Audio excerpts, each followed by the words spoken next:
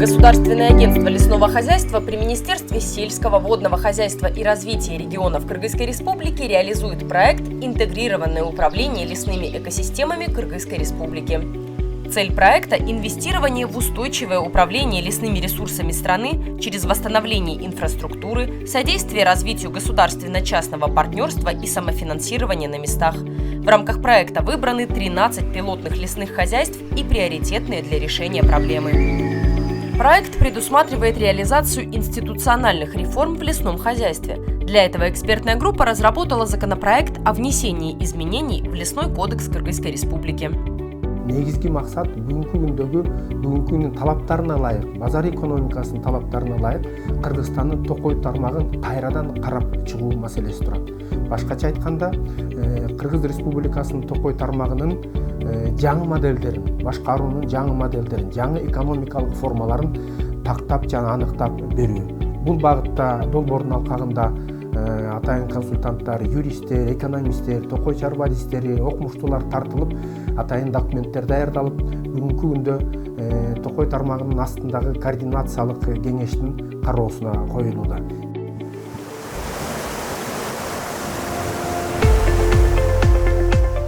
После распада Советского Союза более 100 семей лесников, лесопользователей и других заинтересованных сторон, проживающих на территории Гослесфонда, остались без электричества более чем на 20 лет.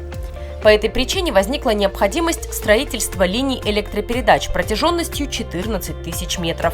В этом направлении была поддержана инициатива Каракольского лесхоза, и в рамках проекта «Интегрированное управление лесными экосистемами» работы по установке линий электропередач были завершены полностью. Для обеспечения доступа к пастбищам, расположенным в отдаленных и труднодоступных местах, а также облегчения проведения противопожарных мероприятий, в рамках проекта в 4 пилотных лесхозах идет строительство 4 мостов. Для эффективного и своевременного проведения мероприятий по охране и защите лесных ресурсов, а также создания благоприятных условий труда и быта для работников лесной отрасли строятся 42 современных дом-кордона. Токойчулугунда 80% бүтүп калды. Буюрса, экөөнүн фундаменти бүтүп, жаңы баштап ачат. Түргөн токойчулугундагы кордонубуз российский сруптардан заманбап технология менен курулууда. Ичинде жылы суу, ысык суусу менен, туалет, ваннасы менен болот. С целью развития государственно-частного партнерства, расширения возможностей для самофинансирования и привлечения дополнительных источников дохода пилотным Атбашинскому и Каракульджинскому лесхозам переданы пчелосемьи, пчеловодческое оборудование и инвентарь.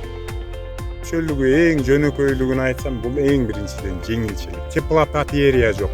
Мындай айтканда, бул холодильник сыяктуу. Лесхоз менен биздин арабызда мындай айтканда договорубуз бар. Бал челек алгам, плюс мидогонка инвентарьме. Арыны өнүктүрүп, өстүрүп, лесхозго определенный договордун негизинде план төгүп берем. В целях освоения малопродуктивных пустынных земель в Балыкчинском лесхозе строится ирригационный канал протяженностью более 6 тысяч метров. Для улучшения состояния окружающей среды и организации доходоприносящей деятельности на этих участках планируется создание фруктовых садов и быстрорастущих плантаций. Такие инициативы будут содействовать решению социально-экономических и экологических проблем населения, в частности, созданию рабочих мест, новых возможностей для организации перерабатывающего производства. Бул канал бүтсө, Кудайым буйрса, 400 гектар мамлекеттик токой фондунун кунарсыз жерлерин токой өстүрүү жумуштарын көбөйтсөкпү дегенбиз да. Кудайым буйрса, бул канал иш жүзүнө киргенден кийин бул жерге жалаң эле тал терек плантациясын көбөйтпөстөн мөмө жемиш бактарында өстүрүүгө тиккенге бир максат койгонбуз да. Бул жумуштарды жалгыз өзүбүз кылбай, мамлекеттик токой фондунун ижарачыларынын жардамы менен иш кылсакпы дегенбиз.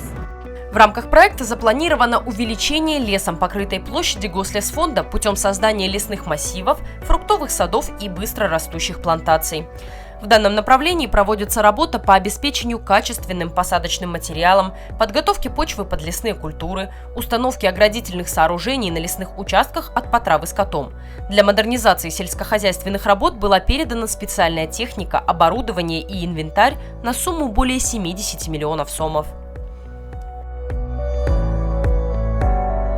Кроме 13 пилотных лесных хозяйств, были отобраны 6 муниципалитетов Айлык-Мөтү, на территории которых ведется работа по восстановлению деградированных муниципальных лесов через создание фруктовых садов и быстро растущих плантаций на площади более чем в 600 гектаров. Для автоматизации вышеуказанных работ была передана малая сельхозтехника на сумму более 14 миллионов сомов. Для определения лесом покрытых площадей республики проводится вторая национальная инвентаризация лесов Кыргызстана. Инвентаризация лесов началась весной 2019 года и завершится зимой 2021 года. В рамках инвентаризации лесов запланировано обследовать 1248 трактов с применением спутниковых изображений, современных методологий, таких как ГИС, и технологий дистанционного зондирования, которая дает уровень точности до 95%. Результаты инвентаризации лесов станут основой разработки дальнейших стратегических шагов в области защиты, охраны, воспроизводства, рационального использования природных ресурсов страны. Жыйынтыгында ошо токойлордун сапатын аныктап атабыз, санитардык абалын сапатын аныктап, андан сырткары токойдун жаңа эмеси азыркы могу климаттын өзгөрүшүнө байланыштуу болгон токойдун биомассасын эсептеп, дагы бир жакшы нерсе ошол айтып кеттим, Кыргызстандын жаңа токой картасы пайда болот. Токойду башкарган мисалы жергиликтүү ошо лескоздор, жаратылыш парктар, аларга буларга сөзсүз керек. В соответствии с концепцией «Цифровой Кыргызстан 2019-2023», а также в целях повышения эффективности планирования и управления лесами, сбора и обработки информации о лесах, разрабатывается информационная система управления лесами. Эта система сделает информацию о лесах более доступной, поможет автоматизировать рабочие процессы и упростит обмен информацией между государственными организациями.